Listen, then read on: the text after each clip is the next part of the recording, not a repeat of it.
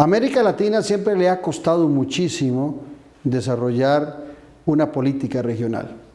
Le ha costado mucho llegar a acuerdos, a pesar de que partimos de que tenemos muchas cosas que compartimos en las naciones.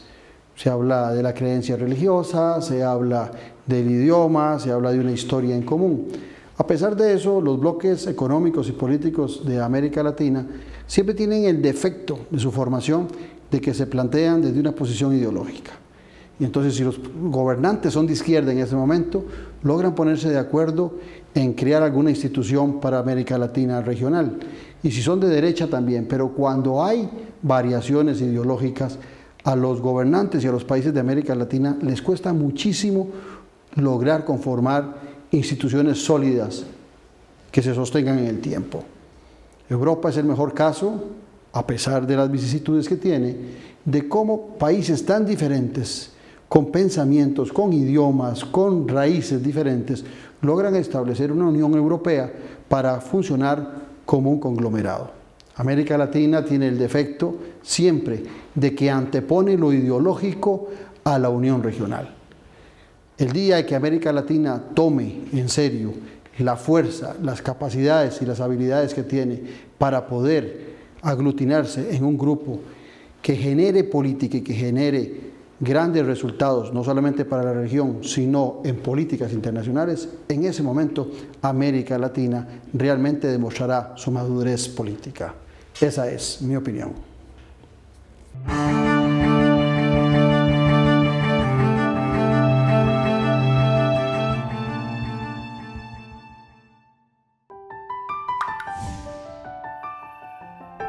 Está buenísimo. Pensá en el agua. Ay, qué lindo está quedando. Pensá en el agua.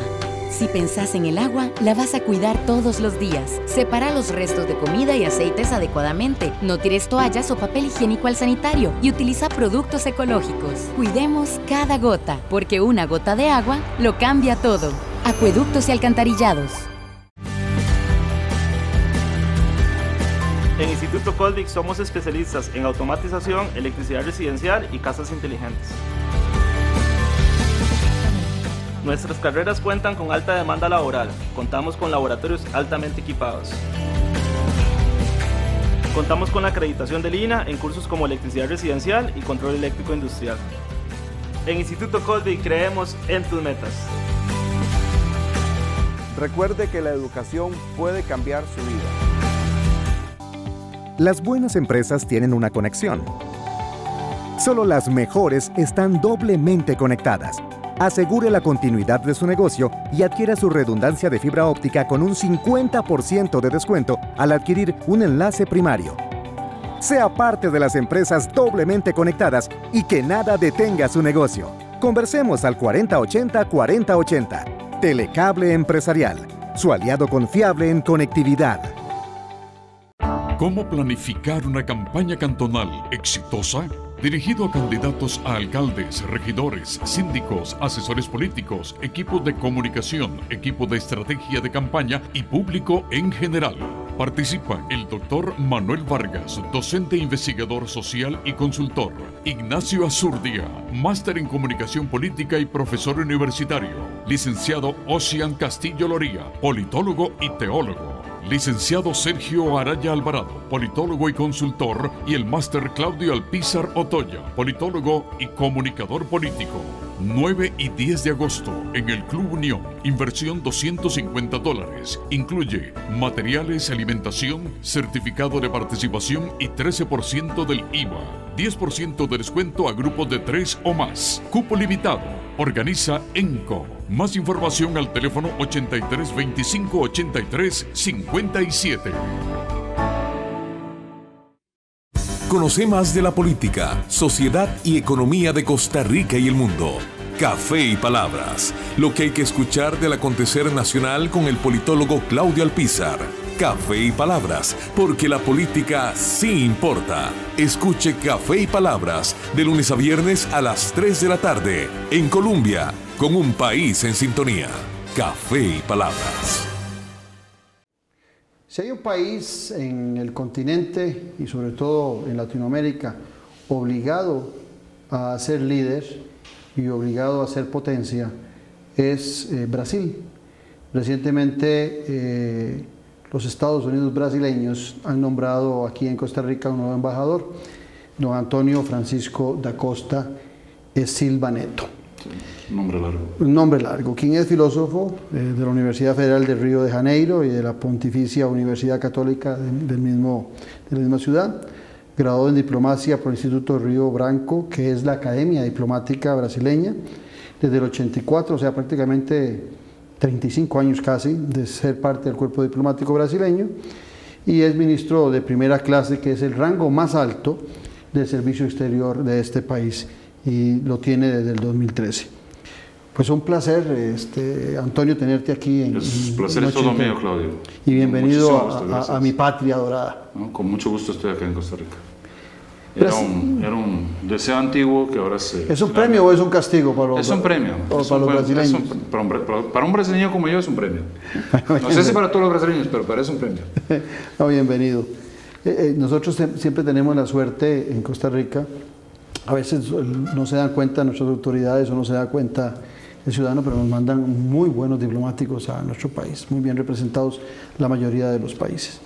Es un país importante en América Latina por variadas razones, ¿no? Pero sobre todo yo diría es un país que tiene un prestigio propio, una proyección propia, ultrapasa de mucho su tamaño y tiene un liderazgo en términos de democracia, de valores humanos, de valores, digamos, todos aquellos valores que de alguna manera inspiran el proyecto latinoamericano, si quieres, ¿no? Costa Rica es representativa de todos ellos, ¿sí? Y lo ha sido hace mucho tiempo, por lo tanto, para los países de América Latina siempre ser embajador en Costa Rica es un honor y una oportunidad, ¿verdad? Bueno, en buena hora. Y hablas un español excelente. Ahora vamos a hablar de por qué lo hablas.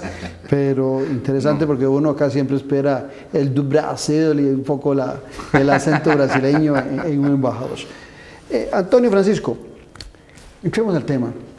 Decía yo que Brasil es toda una potencia a nivel mundial, se ve como una potencia emergente. En América Latina significa mucho, tiene una marca que puede ser desde el fútbol en adelante, pero tiene una marca país muy fuerte y ciertamente su liderazgo en Sudamérica ha sido muy significativo. Pero ¿por qué Brasil no se ha preocupado por acentuar ese liderazgo regional en Centroamérica? Bueno, yo creo que Brasil no se ha preocupado en acentuar su liderazgo en Centroamérica ni en ningún otro lado. Acá hay un poco, o sea, nosotros... Te interrumpo, no brindamos por nuestros países salud, ni por el televidente. Costa Rica. Salud. Salud. Sí. Y el placer de estar contigo. Yo creo que cuando tú examinas la política exterior brasileña, hay una cosa muy divertida, sobre todo para los diplomáticos que como yo vivieron en América Latina en diferentes países, es que la imagen de la política exterior que uno ve que estos países tienen de Brasil es muy diferente a la que tenemos nosotros.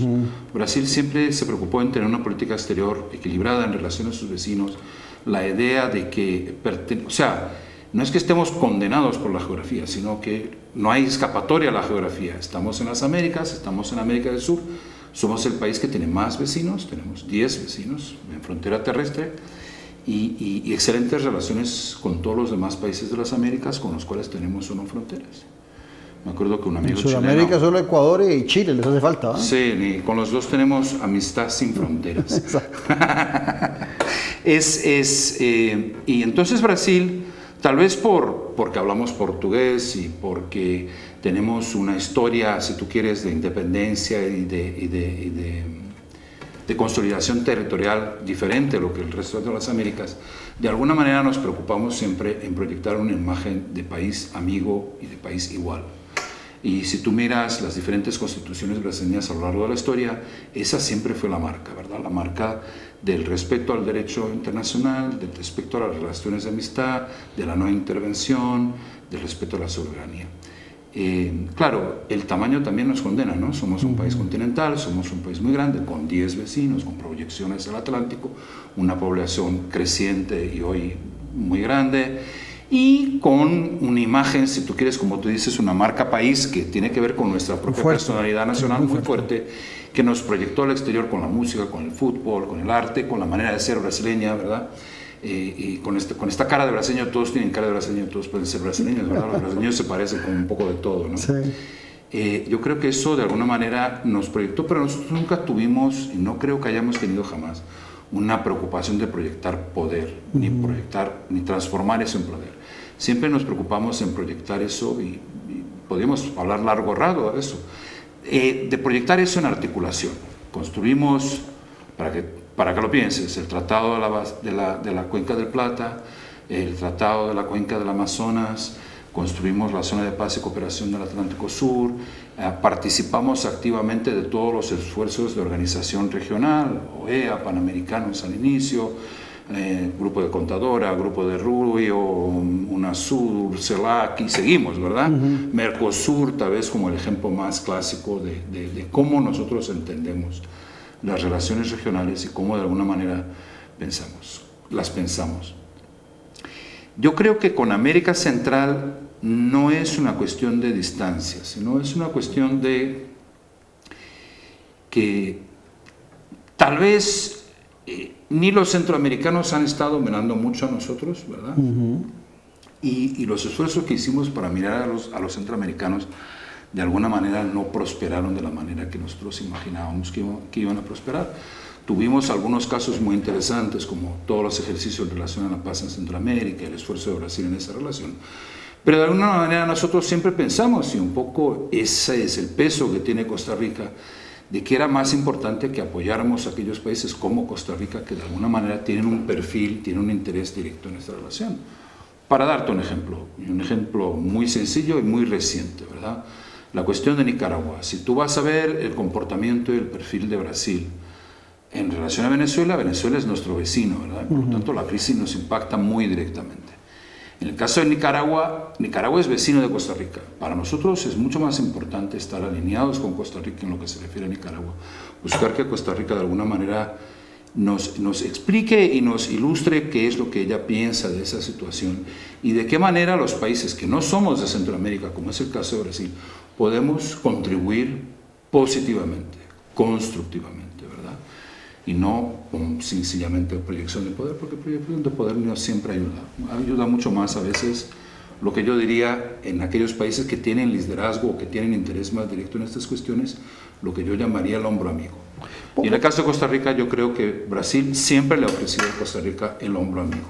Vos decías hace un ratito de que si Brasil no ha mirado lo suficiente hacia Centroamérica, tal vez es que Centroamérica tampoco ha mirado tanto hacia el lado de Brasil. Y se me venía a la mente el presidente Luis Guillermo Solís, nuestro presidente anterior, que cuando asumió la presidencia le preguntaron sobre las relaciones exteriores. Dijo que las relaciones exteriores de Costa Rica en su gobierno iban a mirar hacia el sur y sobre todo pensando en el sur del continente. No fue así. Nos quedamos con ese sinsabor de esa mirada hacia el continente, hacia el sur del continente, y más bien una comitiva del presidente en el 31 de agosto de 2016 en Naciones Unidas le hizo un desplante al presidente Michael Temer en el foro de la ONU y se retiró cuando el presidente Temer iba a hablar. ¿Cómo leyeron? Yo sé que vos sos diplomático, pero yo no. Entonces yo me atrevo a hacer algunas preguntas y quisiera oír tu respuesta. ¿Cómo leyeron ese acto del presidente en Brasil? O por lo menos en Itamaraty. Yo diría, no, en Brasil, pero en Itamaraty también. Con sorpresa, ¿verdad? Sorpresa y perplejidad. Y te explico por qué con sorpresa y con perplejidad. Si había un país en Centroamérica que nosotros teníamos la expectativa de que hubiera comprendido el proceso democrático que llevó al impedimento de la entonces presidente Dilma, que como tú sabes fue un proceso largo. Hubo la denuncia en la Cámara de Diputados, la aceptación de la denuncia en la Cámara de Diputados, el proceso entonces fue llevado a una comisión especial en el Senado, la comisión especial en el Senado conformada por diferentes partidos políticos, incluso partidos que apoyaban a la presidenta, participaron del examen del proceso.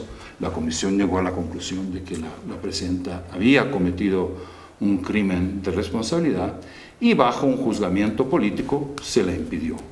y de manera, diría, incluso peculiar, ¿verdad? Porque los impedimentos en Brasil, la Constitución dice que si tú eres un presidente impedido, no solo pierdes el mandato, pero pierdes también tus derechos políticos por 8 años. Lo que pasó, por ejemplo, con el presidente Fernando Collor, que fue el caso antes, de la misma manera.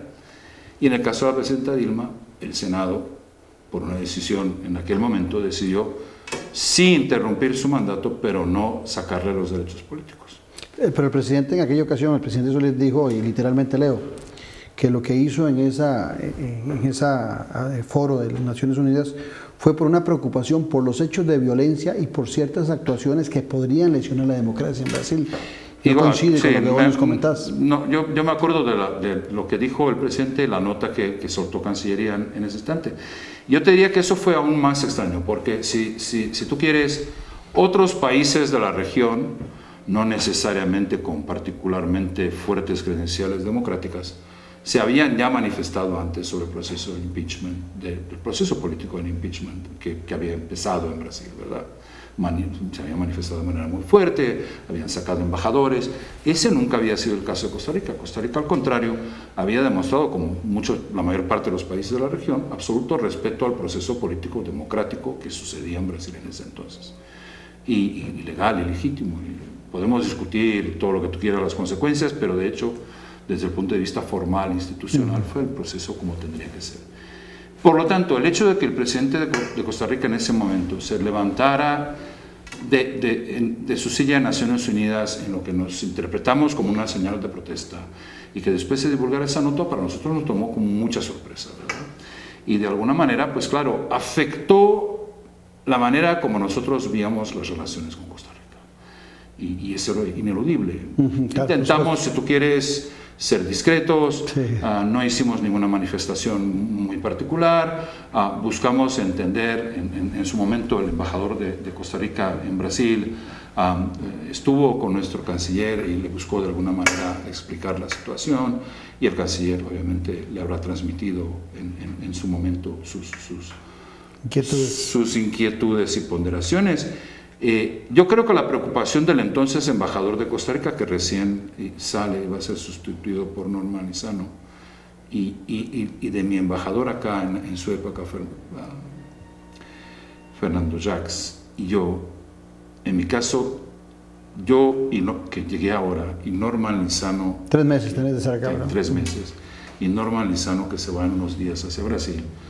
Creo que tenemos, si tú quieres, la ventaja de que nuestros predecesores buscaron trabajar aquí y allá para deshacer el malentendido, porque temíamos que este malentendido pudiera durar en el tiempo, ¿verdad? Y la verdad, si tú quieres, no hay razón para que eso suceda.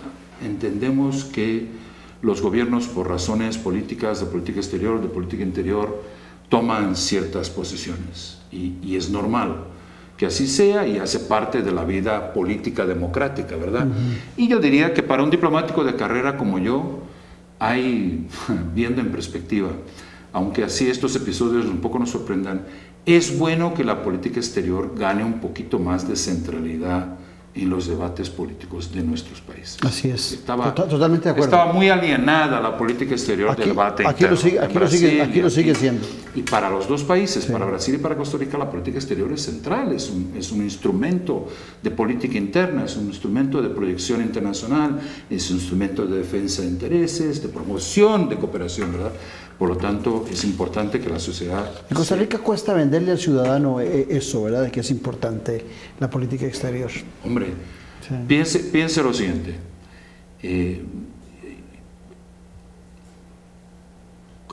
Brasil tiene esta imagen país que la gente habla, que es muy positiva, muy buena. Costa Rica también lo tiene. Costa Rica tiene una imagen de un país comprometido con los valores de la democracia, comprometido con los valores de la preservación ambiental, comprometido con los valores de derechos humanos, es sede de varios organismos internacionales importantes. Todo eso son acciones de política exterior, no son acciones de política interna, y generan, sin que la gente lo perciba en la calle, beneficios. Es lo que yo digo. Yo digo a mis amigos brasileños, digo, es fácil ser brasileño en el extranjero, con contadas excepciones, tú llegas y tú dices, soy brasileño, inmediatamente sos bien recibido, ¿verdad? Sí, es cierto. Por más que no tengas ningún mérito para hacerlo, pero de hecho, tu tarjeta de visita de ser brasileño es una tarjeta de visita de calidad. Lo mismo para Costa Rica. Eso es un hecho de política exterior. La gente tal vez no se dé cuenta, pero eso es una inversión en el tiempo de todos aquellos que trabajamos en esto e invertimos nuestro tiempo, nuestra imaginación y nuestra creatividad para defender los intereses de nuestros países. Pero ¿por qué le cuesta tanto a América Latina, ahora que vos nos hacías una reflexión sobre los foros internacionales, regionales, donde Brasil ha liderado para conformarlos? ¿Por qué cuesta tanto que esos foros regionales se mantengan como verdaderos foros de discusión, de divergencia de criterios, de posición, cuando en América Latina parece que el péndulo ideológico es lo que marca el éxito o no el éxito de un foro de estos? Si los que están gobernando son de izquierda, pues pareciera que la OEA camina hacia ese lado, y cualquier otro foro en Sudamérica se llame UNASUR, MECOSUR, igual. Pero si es de derecha o si hay una mezcla de los dos, se complica. Si todos son de derecha, como que se vuelven a alinear. ¿Por qué a América Latina se le complica tanto, a diferencia de lo que sucede en Europa, donde hablan diferentes idiomas, tienen diferentes religiones, tienen diferente historia, la colonización no es como en América Latina? ¿Por qué nosotros, donde tenemos tantos elementos que podrían hacer más fácil una unión latinoamericana, se nos complica tanto? Yo creo que eso no es verdad. A ver si me explico, porque pienso que no es verdad. Yo creo que nosotros tenemos la gran ventaja de que partimos de una plataforma de valores comunes, ¿verdad? Los europeos del posguerra son democracias institucionalizadas, etc. Pero cuando vas a echar una mirada con cuidado y con atención, te vas a dar cuenta que en algunos casos las historias democráticas de esos países no son ni tan largas ni tan consolidadas, ¿verdad? Y en el caso de América Latina, aunque nosotros hablamos mucho de los problemas que tuvimos en términos de regímenes de fuerza y todo lo que tú quieras, el hecho es que cuando vas a echar una mirada con un poquito más de atención, te das cuenta que tenemos una larga historia democrática, ¿verdad? Con interrupciones, con sobresaltos, con todo lo que tú quieras. No estoy intentando esconder la verdad, por el contrario, pero un poco rescatar lo que yo llamo la memoria histórica correcta, o sea, de darnos cuenta de que la democracia que Brasil tiene hoy aún no tiene raíces echadas en el 88, tiene raíces echadas en 1822 cuando nos convertimos en independientes. Lo mismo sucede con Chile, lo mismo sucede con Uruguay, con Argentina, y vas mirando y con raras excepciones la historia es muy parecida, ¿verdad? Por lo tanto, esas raíces con instituciones, con prácticas, con órganos de gobierno, de alguna manera no fueron interrumpidas ni fueron cortadas, eso por un lado. Por el otro lado, tú no tienes en América Latina, nosotros tenemos esta imagen de que América Latina es un todo con grandes, con propiedades comunes, ¿verdad? Y convengamos, toda Europa de la Unión Europea cabe en Brasil nomás, ¿verdad? Así es. Y aún sobra todo el resto de América Latina, ¿verdad? Entonces no somos una península en un continente, ¿no? Europa es una península en un continente, no es exactamente un continente. Nosotros somos América Latina nomás un continente. Y si cuentas América del Norte, otro continente, y el istmo, que es América Central, que une esa gran masa territorial, Caribe y todo eso. Entonces ya por lo pronto las dimensiones son de una son manera, mayores. ¿no? En segundo lugar, sí, somos todos del nuevo continente, somos todos esta creación de la era de las exploraciones atlánticas que empezaron en el 1500, de ese primer momento. América Latina es tal vez el principal resultado de la globalización, si quieres, en postmedieval, en la Renacencia. Y por lo tanto somos, si quieres, nacimos sobre la marca de la esperanza, de la novedad, ¿verdad? Del nuevo mundo. Pero somos países muy diferentes, con realidades diferentes, con historias diferentes, con culturas diferentes, con ambiciones parecidas, ¿verdad?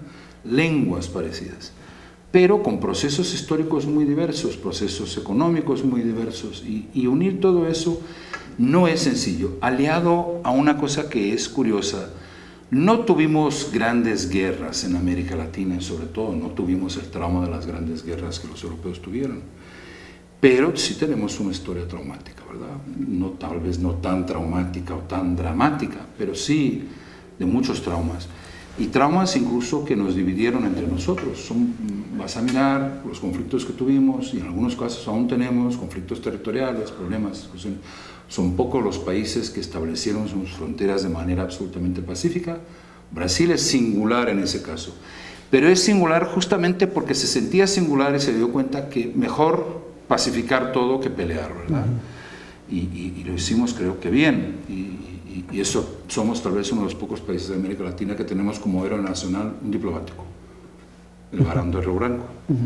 Y entonces no es sencillo, pero aún así los esfuerzos de integración que tuvimos fueron, guardadas las diferencias y guardadas el nivel de desarrollo y de riqueza y de dinero que se puso en ellos, sorprendentemente exitosos. Nosotros no tuvimos un plan Marshall para sostenernos, ¿no? Y aún así, hoy mismo estaba hablando, el Mercosur, la gente dice, el Mercosur está en crisis. Sí, pero a ver, alguien me muestre en América Latina un otro experimento de integración regional que haya sido tan exitoso cuanto Mercosur. En términos de comercio, en términos de inversiones, en términos de contacto de la gente. Piénsalo, hasta mediados del siglo XX, el principal conflicto que había en América Latina entre los dos grandes países de América del Sur era entre Argentina y Brasil. Desapareció en un plumazo desapareció, con un acuerdo sobre tecnología nuclear y un acuerdo sobre compra de trigo entre Brasil y Argentina. Ese es el origen de la integración, la disposición política de dos nuevas democracias de decir, bueno, ¿cuáles son los problemas? Son estos, los resolvemos. Interesante eso que tocabas. Comercio expandió, claro. Las inversiones expandieron. Claro, tenemos problemas, no somos la Unión Europea aún, pero la pregunta es, ¿queremos ser la Unión Europea o queremos ser algo más? ¿Queremos ser algo diferente? En la política exterior brasileña y sobre todo leyendo tu currículum, hay una gran preocupación por buscar el desarme mundial, por buscar la paz, la desnuclearización, y son temas que también son muy afines con lo que ha predicado nuestro país. ¿Te hace eso a vos y a Brasil sentirse más afín con nuestro país, con Costa Rica? Absolutamente, yo creo que absolutamente. Nosotros no somos, como ustedes son, un país desarmado, como ustedes dicen, ¿no? O sea, nosotros no hicimos la opción por no tener fuerzas armadas. Yo diría que en el caso brasileño sería una opción muy complicada, a vista a luz del tamaño territorial que tenemos, ¿verdad? Y después porque en nuestra historia, y esto, yo sé que a algunos brasileños tienen dificultad de reconocerlo, pero las Fuerzas Armadas en Brasil fueron a lo largo de la historia en general una fuerza positiva, una fuerza de cambio positivo en general. Yo conozco las excepciones y estoy pronto a discutirlas, pero estoy pronto también a demostrar que participaron en la integración, fueron los primeros que se preocuparon mucho antes que ese tema estuviera en la agenda de cualquiera. El ejército brasileño fue el primero a tener una preocupación con una política indigenista, cuando de eso no se hablaba en ningún lado. Y la gente se olvida de eso. Hoy tenemos discusiones sobre política indigenista, pero la política indigenista en Brasil no nació de resoluciones de Naciones Unidas, ni de ninguna de las convenciones sobre derechos humanos. Nació en la década de 20 de los militares que, entrando en la Amazonas, se dieron cuenta de que había poblaciones con culturas y con especificidades que había que de alguna manera no incorporar, sino entender, incluso para transformarlos en parte de la nación brasileña, de ese gran proyecto de diversidad que tenemos nosotros. Pero volviendo al tema, para nosotros no hay alternativa a la paz, ¿verdad? No hay. Nosotros no queremos proyectar poder militar, ni tenemos ningún interés, ni hay ningún conflicto que nos amenace, ¿verdad? Somos América Latina la primera región que ha abierto mano de las armas nucleares, antes que nadie más. O sea, la gente habla del TNP, del Tratado de No Proliferación. Latinoamérica fue original antes que eso se pensara. Decidimos proscribir las armas nucleares en nuestra región y obligar a las potencias nucleares a darnos garantías.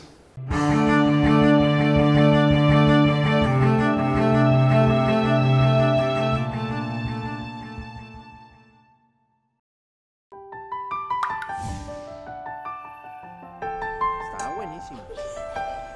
Pensá en el agua. Ay, qué lindo está quedando. Pensá en el agua. Si pensás en el agua, la vas a cuidar todos los días. Separa los restos de comida y aceites adecuadamente. No tires toallas o papel higiénico al sanitario y utiliza productos ecológicos. Cuidemos cada gota, porque una gota de agua lo cambia todo. Acueductos y alcantarillados.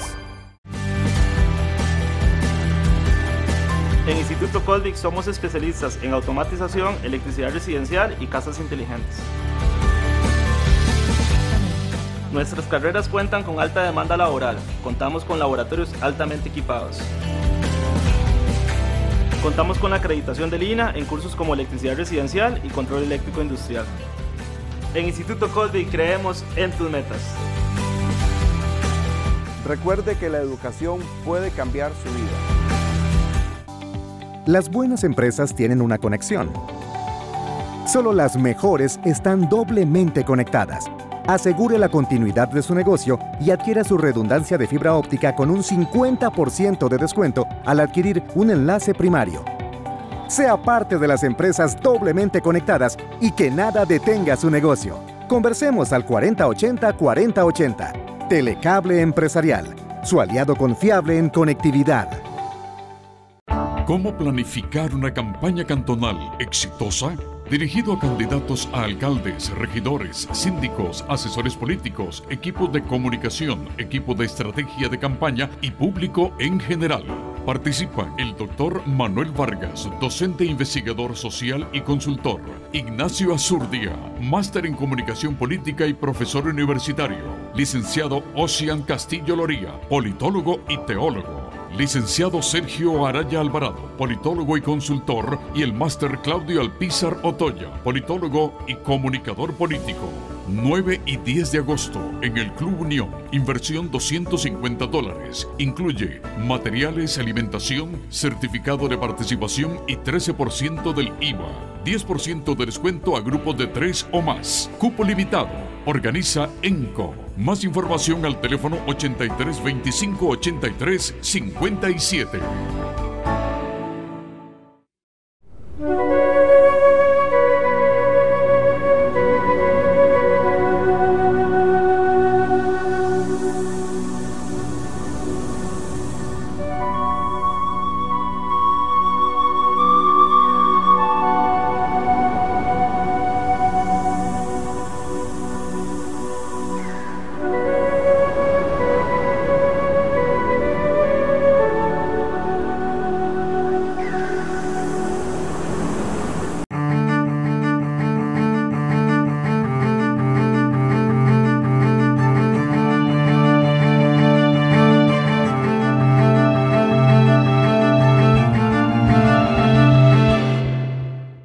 ¿Por qué le ha costado tanto, ahora que vos hablabas de institucionalidad, por qué le ha costado tanto conformarse como una potencia democrática? Empieza con los gobiernos de Arena, de la Alianza Renovadora Nacional, que está muy ligada a los militares. Después viene un proceso que arranca con Tancredo Neves, con José Sarney y Tamar Franco. Estamos hablando de todo esto de la década de 60 sí, para acá. Claro, exactamente. Sí. Y después llega un hombre, perdóname, pero aquí pierdo toda la objetividad, para un hombre extraordinario, Fernando Enrique Cardoso, para mí como socialdemócrata me parece que es un hombre extraordinario que cambia en mucho la hacienda brasileña y le permite a Lula da Silva después, en otro cambio de partido político, pues asumir unas condiciones diferentes Brasil. ¿Por qué a Brasil le ha costado tanto la incorporación a una democracia más sólida? Yo no creo que nos haya costado tanto, yo creo que hay ahí una pequeña confusión, ¿verdad? Yo creo que hay una pequeña confusión, no, una gran confusión. Nosotros hemos tenido desde la redemocratización, si lo quieres llamar así, y la nueva Constitución del 88, elecciones regulares a cada 2 años. A cada 2 años tenemos elecciones, a cada 4 para elegir intendentes y elegir las cámaras de vereadores, que nosotros llamamos, o sea, las cámaras municipales de representación democrática. Y 2 años después, o sea, a cada 4 y 4, ¿verdad? Pero intercalados, como es acá en Costa Rica también, creo. Tenemos las elecciones para elegir gobernadores, senadores, diputados federales, diputados estaduales y el presidente de la República. Sin interrupción y sin discusión. Hemos elegido, tenemos, creo, ahora 28 partidos políticos en el Congreso. Hay en los 26 estados de la Federación creo que hay 14 partidos políticos diferentes gobernando los estados. En las asambleas legislativas, o sea, no. ¿Dónde es que está el déficit democrático? ¿Cuál es el déficit? Entonces es la corrupción lo que ha marcado a Brasil. Pero hombre, la corrupción no es un problema solo nuestro, ¿verdad? Yo suelo decir... No, es marca en América Latina. Sí, es marca en el mundo. Vamos a ser sinceros, ¿verdad? Nosotros le ponemos más ruido, pero yo viví en Europa. No me acuerdo un solo año viviendo en Europa que no hubiera un escándalo de corrupción en los periódicos. Es afín al ser humano, entonces. A algunos seres humanos. ¿Vos como filósofo? No, yo creo que es un problema complejo. Tardaría mucho rato, pero yo te diría que es lo siguiente. Involucra el ser humano y el poder y la corrupción del poder por un lado. No tiene credo, no tiene ideología, no tiene nacionalidad, no tiene bandera. Y en segundo lugar, yo creo que también tiene que ver con el hecho de que aún no hemos encontrado la forma ideal para financiar la democracia. Y la democracia cuesta plata. Campañas políticas cuestan plata. Organizaciones de partidos políticos cuestan plata. Y tanto el modelo de financiación privada como el modelo de financiación pública aún no se ha revelado el ideal, ¿no? Yo no conozco cuál es el país que tiene un modelo ideal de financiación de partidos políticos. Y sobre todo un modelo que haga eso completamente impermeable a la corrupción, ¿verdad? Lo tenemos que inventar, ¿no? Yo diría que en vez de inventar, lo que tenemos es que ir reforzando los mecanismos para combatir la corrupción. Y acá, mira, no es porque soy brasileño, y ni es porque soy embajador de Brasil, pero yo quisiera que alguien me apuntara cuál es el otro ejemplo en el mundo que hay de un combate a la corrupción de políticos presos, presidentes presos, senadores presos, gobernadores presos, como está pasando en Brasil ahora. Podemos cuestionar esto o lo otro, pero el hecho es mirar los números, mirar la gente que está, mirar la gente que fue condenada, la gente que fue condenada en todas las instancias del judiciario. ¿Cuál es el otro país que ha hecho esto? Este proyecto de limpieza de la política a esta escala, y que aún no se ha terminado. Habrá que ver cómo este combate, para dónde este combate va. Ni Italia tuvo ese éxito con las manos limpias, ni Italia. Pero también algunos ahora hacen referencia, sobre todo por lo que ha estado viviendo en los últimos días el actual ministro de Justicia y quien fuera el principal juez, don Sergio Moro, en relación a unas llamadas que se infiltraron y que le han debilitado como ese gurú de la ética y de la lucha por la justicia en Brasil se encuentra debilitado. Algunos dicen que todo esto que se ha generado en Brasil es una lucha intestina entre partidos políticos que tratan de desacreditar a unos y a otros. ¿No es tan cierto entonces el tema? No, por el contrario, yo creo que no. Por partes. Yo creo que hay pocos partidos políticos que no sufrieron desgaste en estos procesos de corrupción. Yo creo que parte del problema es la manera como se decidió manejar las relaciones en un país que estableció un sistema presidencialista muy peculiar. Es un sistema presidencialista en donde el Congreso Nacional, el Parlamento, tiene mucho poder, ¿verdad? Y por lo tanto el presidente tiene que construir mayorías en el Congreso, sobre todo si no las tiene. Y convengamos, desde el inicio del proceso democrático y mismo antes, en otros periodos democráticos de Brasil, ningún presidente tuvo mayoría en el Parlamento. Por lo tanto, la historia democrática brasileña a lo largo de los siglos ha sido de presidentes, desde que somos república, de presidentes que tuvieron dificultad para construir mayorías en el Congreso, por variadas razones. La principal de ellas es porque somos una república federativa. Somos una república compuesta por estados federados, en donde los gobernadores, que poco se habla fuera de Brasil, tienen mucho poder. Los gobernadores tienen mucho poder en Brasil. Y la gente se olvida. Yo todos los embajadores que van a Brasil, que yo tengo la oportunidad de conversar, extranjeros, siempre les digo, cuando vayan a discutir política en Brasil, léanse los periódicos regionales, vayan a ver qué es lo que están diciendo los gobernadores. No se dejen ilusionar. Brasilia es un miraje, ¿verdad? Sí, claro. Una capital federal muy peculiar, muy fuera del resto. El Brasil real está en otro lado. Bueno, pero muchos y se les tiene olvida, incidencia ahí, claro. A muchos se les olvida, yo ahora cuando arranqué decía Estados Unidos brasileños. Sí, A muchos se les olvida que el nombre correcto es ese y de ahí la fortaleza. Pasa algo similar en los Estados Unidos de América, con cada estado con un gobernador. Son muy fuertes los gobernadores. Sí, pero entonces, volviendo a la discusión, hay casi todos los partidos políticos de alguna manera fueron afectados por el combate a la corrupción. Entonces, no es verdad que sea una disputa de poder entre partidos políticos. Eso no creo que sea verdad. Y no, estoy convencido de que no es verdad. Yo personalmente, como elector brasileño, estoy convencido de que no es verdad. En lo que se refiere al ministro de la Justicia, está por ver qué es lo que pasó ahí, está por ver cómo esos mensajes llegaron a donde llegaron, está por ver cuántos de esos mensajes son verdaderos y cuántos no lo son. Él ha reconocido algunos, no ha reconocido otros. Es una cuestión, yo diría que en abierto. Yo preferiría... Era el héroe anticorrupción, no de Brasil, de América Latina. Sí. Aquí yo escribí más de una vez qué desearía de tener un Sergio Moro en Costa Rica. Sí, hay un gran debate en Brasil sobre si tú debes tener jueces que son conductores de proceso o si tú debes tener jueces que son, digamos, jueces. En el sentido, él se involucraba más, investigaba más, ¿verdad? Investigaba más. Entonces, yo creo que hubo una evolución en Brasil por un juez más activista, ¿verdad? Un juez con más pulso. Incluso porque en la lógica, como tú tienes varias instancias a las cuales después el proceso va a tener que ser reexaminado, cualquier error en la primera instancia, que es la instancia en que Moro era juez, la primera instancia como juez federal, habrá de ser corregida en los pasos siguientes, ¿verdad?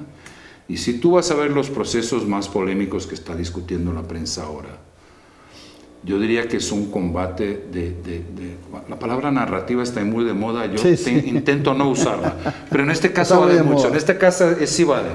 Hay una pelea de narrativas acá, ¿verdad? Hay una pelea de narrativas y hay que estar atento a la pelea de narrativas y para no dejarse confundir.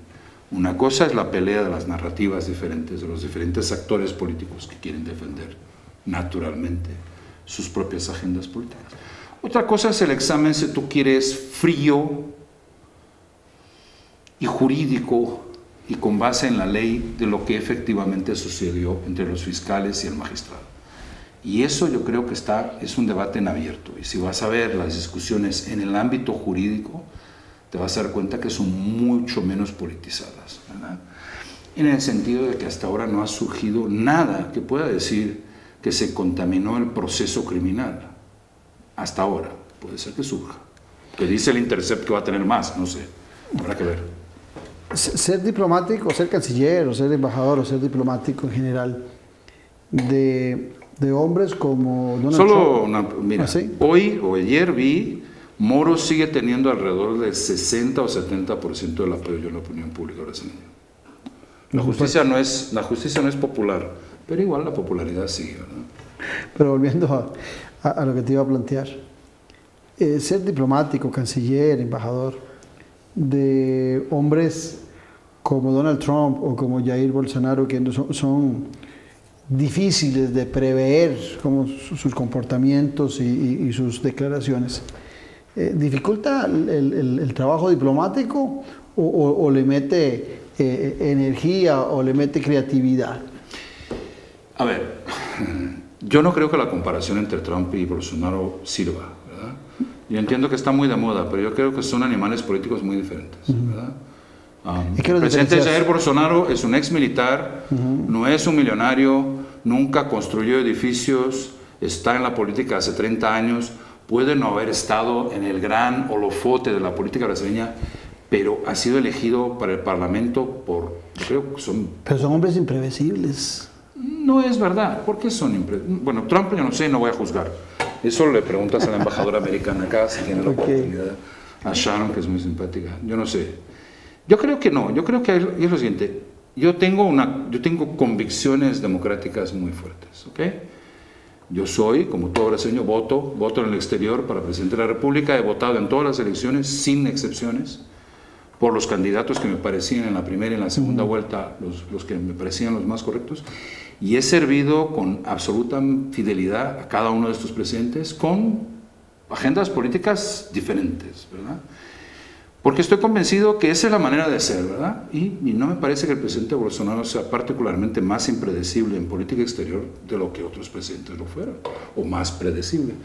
Porque dígase de paso, la política exterior brasileña tiene un substrato de fortaleza que no está en el servicio diplomático de carrera, está en que hay, fuera las pequeñas polémicas sobre esto o aquellos pequeños casos, yo te diría que el gran caudal de la política exterior brasileña goza de consenso nacional entre las diferentes fuerzas políticas. Acá hay debates puntuales, pero yo te diría que el gran trillo, el gran carril, si quieres, de la política exterior es casi objeto de consenso. ¿En qué estaciones nos paramos? ¿Qué puertas abrimos? ¿Cuáles pasajeros admitimos? En algunas ocasiones puede ser objeto de debate, pero el carril y el tren y para dónde más o menos queremos ir, todos nosotros estamos de acuerdo. Por lo tanto, ser diplomático brasileño es fácil, es bastante fácil. Bueno, en cualquier gobierno. Vos, el televidente se sorprenderá de ver la facilidad del dominio del idioma tuyo. Fuera de cámaras me comentabas que estudiaste y viviste muchos años en Venezuela y que ahí aprendiste y después tuviste un tiempo en España y que entonces ahí se ha fortalecido mucho tu español y por eso la fluidez y por eso extrañamos el acento brasileño en vos. Pero el hecho de haber vivido en Venezuela en una época democrática y estar viviendo hoy Venezuela en una situación totalmente diferente, donde Brasil tenía un presidente, Lula da Silva, muy afín a Hugo Chávez en algunas de sus posiciones, y hoy tiene un presidente como Jair Bolsonaro totalmente en una posición contraria a la de Lula da Silva. ¿No le complica a ustedes, los diplomáticos, el abordaje de esos temas? Y de paso, ¿qué opinar de Venezuela? Por partes. Sí es verdad que tuvimos gobiernos más simpáticos a los gobiernos de turno en Caracas de lo que tenemos ahora. Yo, la verdad te diría, yo tengo mucha duda de que si cualquier presidente brasileño de cualquier partido político hoy pudiera simpatizar con lo que está pasando en Venezuela, independiente de la convicción ideológica que tiene. En Brasil hay algunos partidos que yo creo aún no se ha despertado para la enorme contradicción que hay entre que tú digas que eso lo que está pasando en Venezuela es aceptable y al mismo tiempo que pudieras aceptar eso en Brasil, lo que sería inimaginable. Y yo creo que esa es la regla con las cuales nosotros medimos las cosas. O sea, lo que está pasando en Venezuela es absolutamente inaceptable bajo cualquier criterio. Es una crisis humanitaria, es un gobierno represivo, es un gobierno absolutamente sin cualquier credencial democrática y sobre todo es un gobierno que claramente no tiene ninguna intención de negociar con nadie. Tiene intención de mantenerse en el poder a cualquier precio. Y el precio ha sido muy elevado para los ciudadanos venezolanos. Yo tengo amigos que han estado sufriendo lo impensable, intelectuales, gente comprometida con Venezuela que está teniendo que vivir afuera o viviendo en Venezuela en condiciones inimaginables. Amigos que tengo desde que tengo 5 años de edad. Y estas son cosas que yo personalmente me parecen inimaginables en un país como Venezuela, ¿verdad? Yo entiendo lo que llevó al poder a Hugo Chávez. Lo que yo no consigo entender, y no consigo entender de ninguna manera, es que ese proyecto, que tal vez inicialmente pudiera ser elogiable por su preocupación con la dimensión social, que estaba un poco tal vez alienada de la economía venezolana, se haya travestido y desvirtuado de tal manera como es ahora. Por lo tanto, ningún país serio de América Latina puede aceptar eso, porque eso hiere todo lo que es lo que nosotros compartimos en términos de valores democráticos, de valores de derechos humanos, de valores ni derechos humanos, de valores humanos, sencillamente humanos. Y América Latina es un continente caracterizado por esta preocupación con lo humano, ¿verdad? Si nosotros no vemos eso, estamos ciegos por razones políticas, ¿no? ¿Cuál es la solución? No sé. pero yo creo que la solución pasa por aquellos países como Brasil y Costa Rica comprometidos con esos valores, que no dejen de pelearlo, no dejen de pelearlo en todos los foros, no consideren que sea aceptable nada de lo que está pasando. Ahora, y decirlo con claridad, no con medias palabras, decirlo con absolutamente claridad. Porque aquellos que no hablen con claridad sobre Venezuela, y hablo al televidente, los que no lo hablen con claridad sobre lo que está pasando con Venezuela ahora, van a arrepentirse ante la historia, lo van a arrepentirse, porque eso es un crimen contra los venezolanos. vamos al otro lado, el que está más cercano. Antes nos decías que la intención de Brasil en sus relaciones con Costa Rica es también pues que Costa Rica le explique por la distancia que hay qué pasa en Nicaragua, pero en Nicaragua es un tema un tanto similar al de Venezuela. Y en Managua debe haber embajador brasileño. Sí, no, hay un colega muy competente. No es necesario que Costa Rica le explique a Itamaraty qué está pasando, o al Estado brasileño qué está pasando en Nicaragua, para que tengan la información. ¿Este otro caso lo analizás diferente o tenés la misma posición? Yo personalmente tengo la misma posición. ¿Y el gobierno brasileño? Y el gobierno brasileño, sin duda. Hay diferencias, ¿verdad? Y hay que estar atento para las diferencias. Las democracias no son hechas de principios, son hechas también de leyes y de reglas, ¿no? Y acá la gente parece olvidarse de que en Venezuela se eligió una Asamblea Nacional y que Hugo Chávez y sus secuaces, porque solo hay como llamarlos de secuaces, eso es una organización criminal, decidieron deslegitimar la Asamblea Nacional que el pueblo eligió. Ahí está el origen, una de las orígenes del problema que estamos viviendo. Y la legitimidad de Guaidó viene de que él es presidente de la Asamblea Nacional que fue legítimamente elegida. Eso no ha sucedido en Nicaragua, ¿verdad? Podemos discutir los énfasis políticos que tú quieras, pero digamos, desde el punto de vista procesual, el proceso, si tú quieres, ha sido un poco diferente. Cuando yo digo que nosotros queremos hombrear a Costa Rica en lo que se refiere a Nicaragua, es que nosotros entendemos perfectamente de que si para nosotros Venezuela tiene un impacto directo, o sea, yo tengo ahora un estado brasileño que es Roraima, que está sufriendo la migración venezolana, y era un estado pequeño, con pequeñas estructuras, que ahora está teniendo que atender a casi el doble de la población que atendía antes por cuenta de la migración venezolana, fuera los venezolanos que hemos estado recibiendo en el resto del Brasil. Eso es una cosa dramática que ustedes también han estado sufriendo, no solo ahora en esta crisis, pero en el pasado también, ¿verdad? Hace muchos años.